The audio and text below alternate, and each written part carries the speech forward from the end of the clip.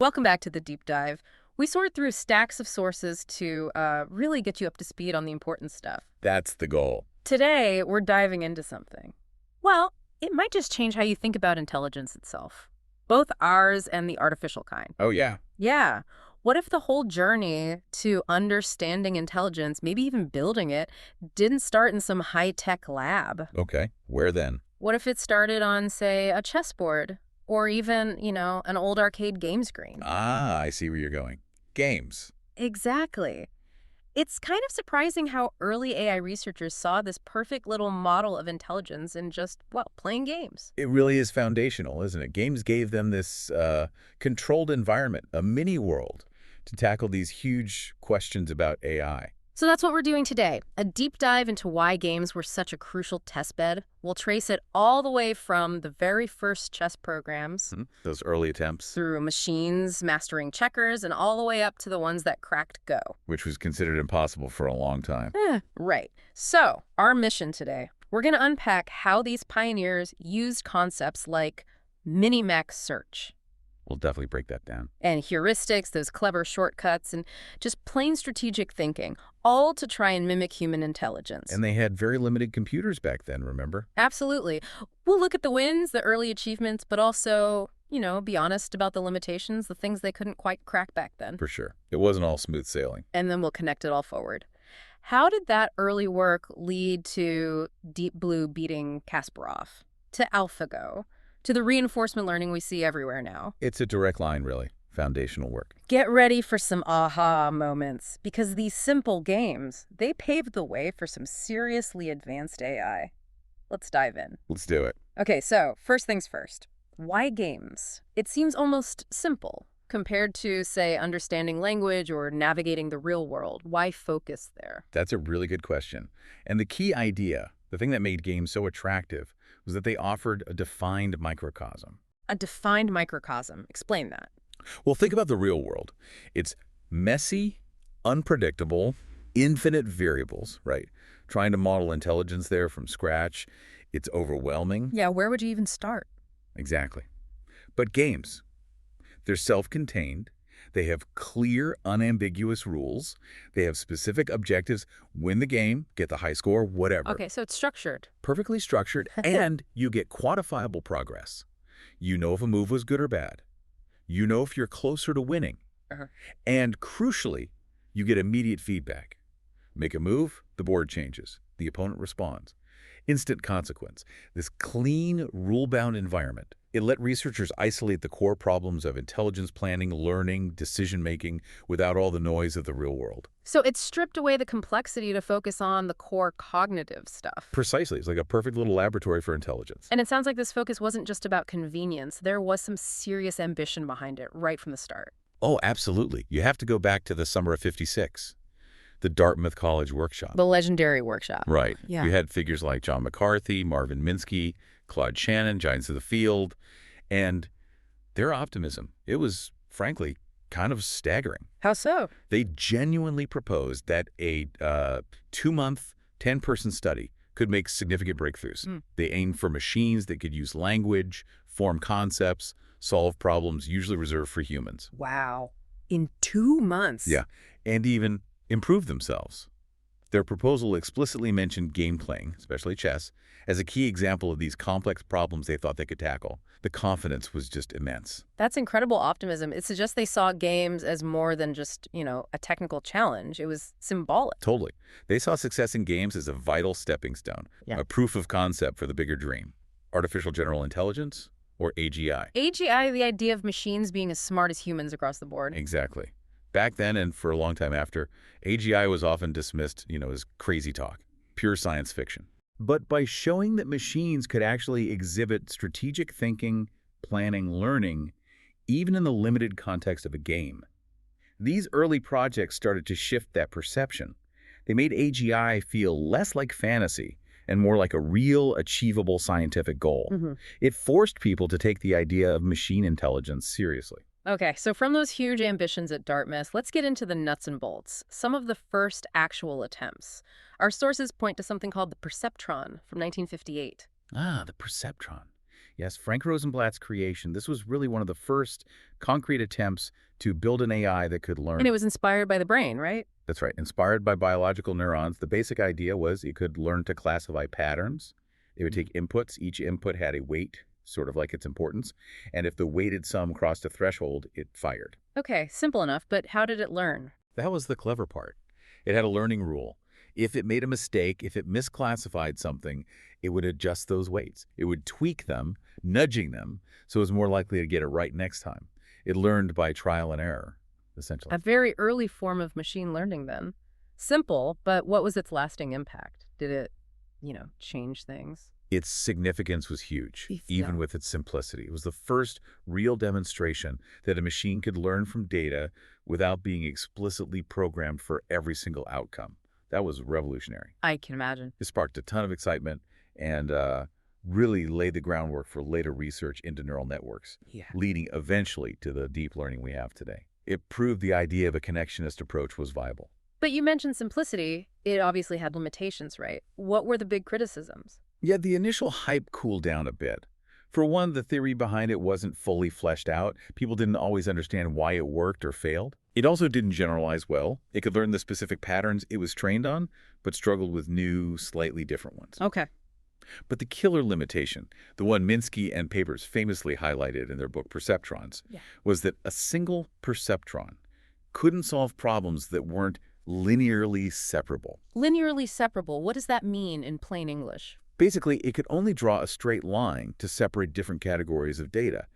The patterns were more complex, like, say, needing a curve or a circle to separate them, or the classic XOR problem. A single perceptron just couldn't do it. It was fundamentally limited. Ah, I see. So that put a damper on things. Big time. It led to a slowdown in neural network research, the first AI winter. But importantly, that failure also pushed researchers to think about multiple layers, which eventually led to deep learning overcoming that very limitation. So even failure drove progress. Fascinating. And speaking of Minsky, he was a huge figure. What were his other big ideas that shaped how people thought about AI in games? Minsky was incredibly influential. One of his most famous concepts is the society of mind. Society of mind. Yeah, his idea was that true intelligence doesn't come from one single brilliant algorithm. Instead, he argued, a mind could be built from lots of little parts or agents. Each agent does a very simple, almost mindless task. Like specialists. Kinda, yeah. Like one agent detects edges, another detects motion, another recognizes a familiar shape. Individually, they're dumb. But when you connect them in the right way, organize them properly. Then intelligence emerges. Exactly. Intelligence emerges from the complex interactions of these simple agents.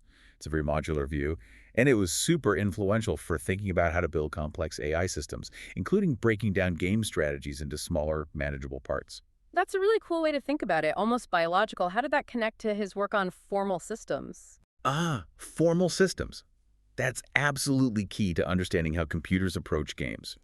Minsky stressed that in a formal system, symbols, numbers, pieces on a board, whatever, are just neutral marks, tokens. They don't mean anything to the computer itself. Okay. Without a clear set of rules for manipulating those tokens, it's just, as he put it, arithmetic salad, gibberish. The challenge and the power for AI is to operate on these symbols based purely on rules without needing human-like understanding. Formal systems provide that rule-based framework. So the computer doesn't need to understand chess strategy in a human way. It just needs to follow the rules for moving the tokens. Games are perfect examples of formal systems then. Precisely. Yeah. Chess is the classic example. You have 16 tokens per side, 6 different types. Pawn, rook, knight, bishop, queen, king. The legality of any move depends only on the type of token and the rules associated with it. A bishop moves diagonally, a rook moves straight. The computer doesn't need to know why a rook is powerful on an open file. It just needs to execute the legal moves for that token type within the system's rules. It's all perfectly defined. That makes sense. And our sources mentioned a simpler example too, right? To make the formal system idea even clearer. Yeah, the peg jumping puzzle is a great simple illustration. Imagine a little board with holes and pegs. Okay. The rule is a peg can jump over an adjacent peg into an empty hole, and the jumped peg is removed. The goal might be to end up with just one peg left. Right, I know that puzzle. So the pegs are the tokens, their Right. positions matter, and the jumping rule is the formal operation. It's a simple, contained, rule-based challenge. and AI can explore the possible sequences of jumps purely by manipulating the tokens according to the rules. It shows how AI tackles problems by managing combinations within a strict system. Got it. So these formal systems provide the structure, but then comes the massive challenge. The sheer number of possibilities, the complexity. Exactly, the combinatorial explosion. Even in chess, which seems structured, the number of possible board positions, the number of possible game paths, it just blows up incredibly fast. How fast are we talking? Well, after just a few moves, you're in the millions or billions of possible positions. The total number of unique legal chess positions is estimated around 10 to the power of 43. The number of possible games is something like 10 to the 120. That's astronomical. More than atoms in the universe, right? Way more. So clearly, you can't just have the AI check every single possible future move sequence. Brute force is completely out of the question for anything complex. They needed smarter search strategies. Okay, so brute force is off the table. How did they start to tackle searching this enormous game tree of possibilities intelligently? And this brings us to things like heuristic search, right? Exactly. The fundamental question for the AI is always, what do I do next? And in this game tree context, that breaks down into two parts. Okay, what are they? First, from which node in this massive tree should I start searching? You can't explore everywhere, so where do you focus your limited computational effort? Right, prioritize. Second, once I've picked a promising node, which direction, which specific move should I explore from there? It's about choosing where to look and then what to look for. So how do you choose where to look? How do you prioritize without exploring everything? That's where techniques like best first search come in. The idea is simple. Prioritize searching from the node that looks the most promising, the one that seems closest to the goal, meaning closest to a winning position. How does it know which position looks closest? Gut feeling. Not quite gut feeling, but something like it for a machine, an evaluation function. This is a crucial piece. It's a function the AI uses to score any given board position. How good is this position for me? Based on that score, the AI can estimate which paths are more likely to lead to a win. Ah, so it calculates a score for different possible futures and explores the ones with the highest scores first. Basically, yes. It uses this evaluation function as a heuristic, an educated guess, to guide its search towards promising areas of the game tree, interpreting that score as a measure of distance to the goal. Okay, that handles where to search.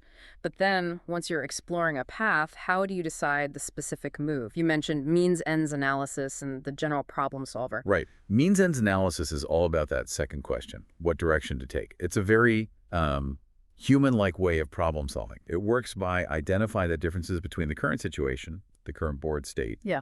and the desired situation, the goal state, like checkmate. Find the difference, then fix it. Pretty much. The AI detects a specific difference, say the opponent's king is too safe, and then it selects actions or means that are specifically designed to reduce that difference, like launching an attack, opening lines, bringing pieces closer. I see. It's very targeted. Very.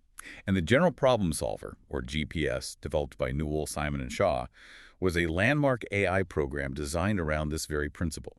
It was an early attempt to create a system that could apply this means-end strategy to a wide range of problems, not just one specific game. A big step towards general problem-solving abilities. That's fascinating. A logical step-by-step approach to bridge the gap between current state and goal state. And sticking with chess, our sources mention some really out there creative ideas for speeding things up back then. Something about holograms. Oh yeah, that's a wild one.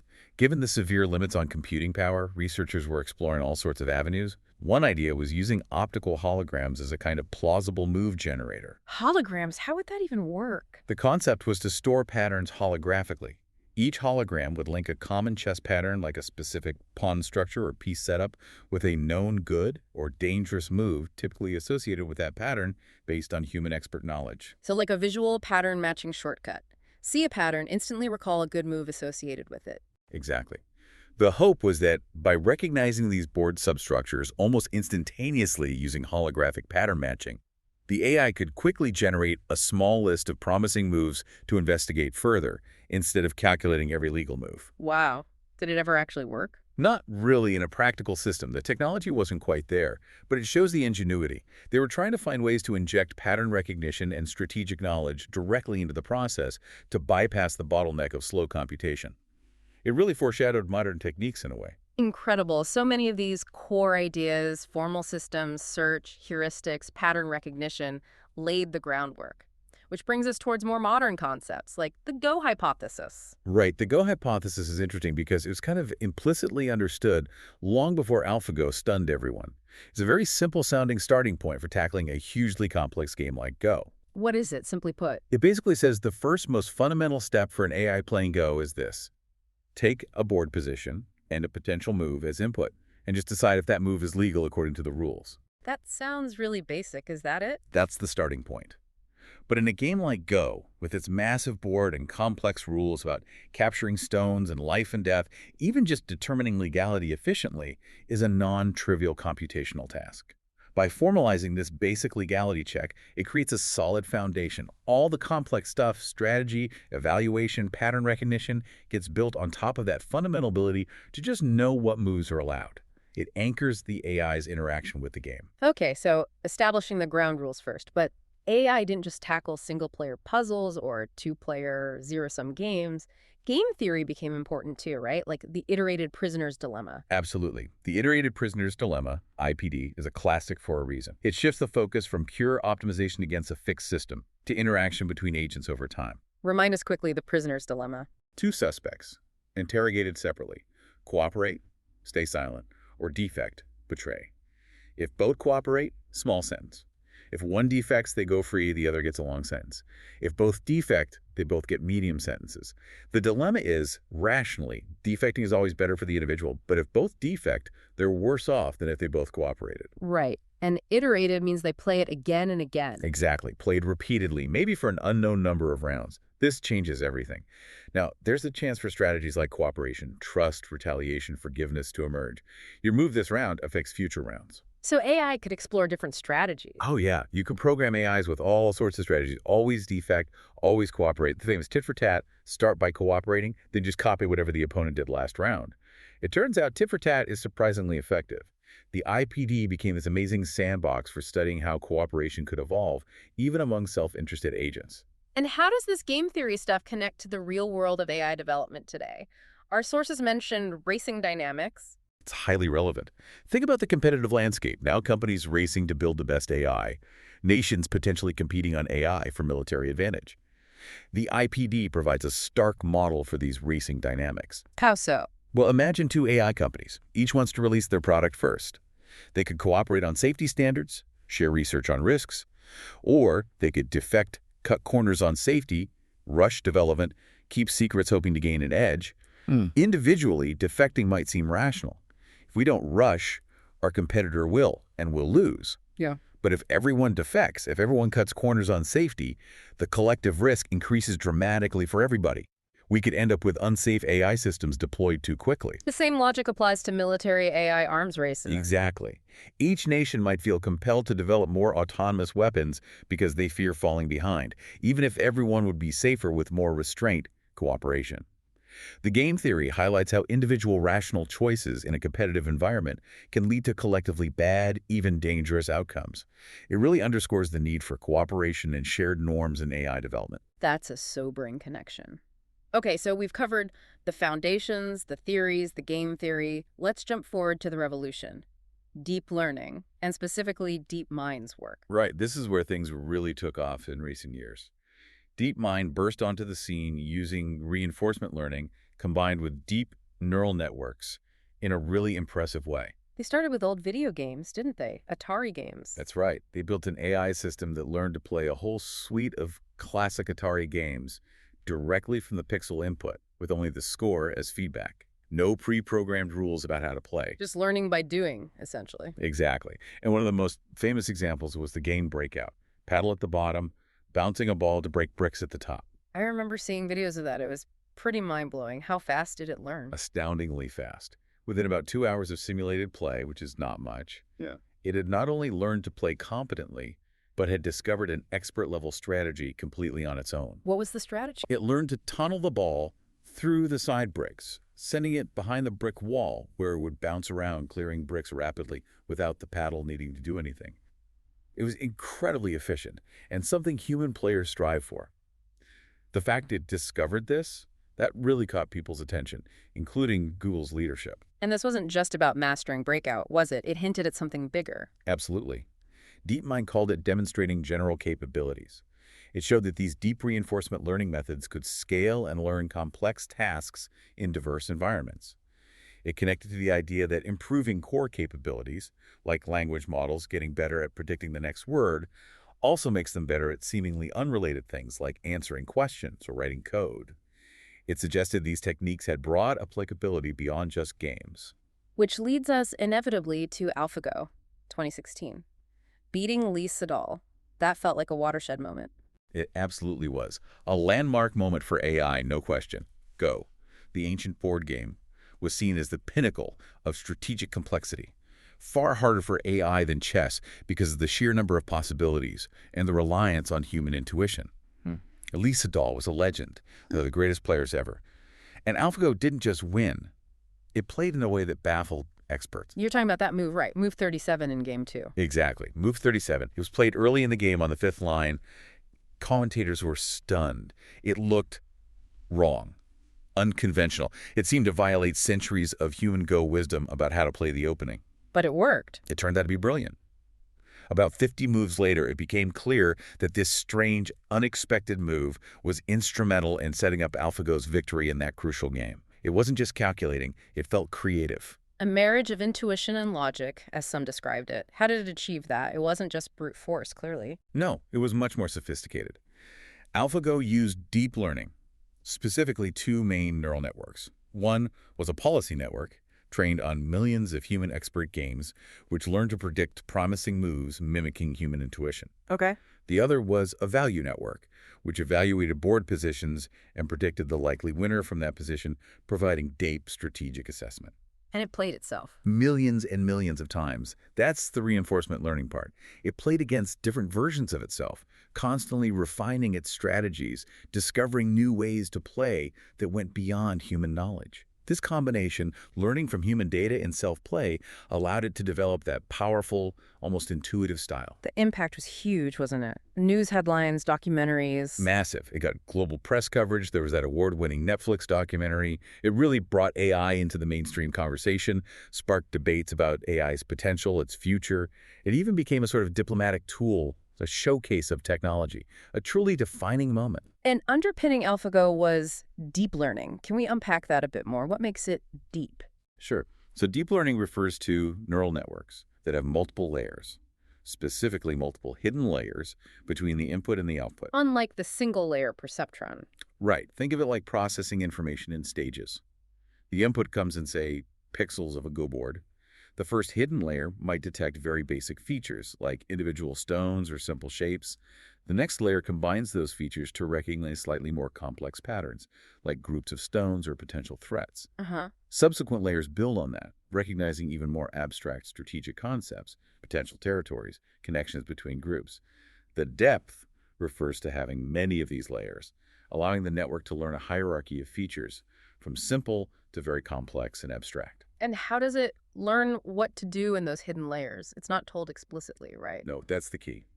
It learns through training, usually using a technique called backpropagation.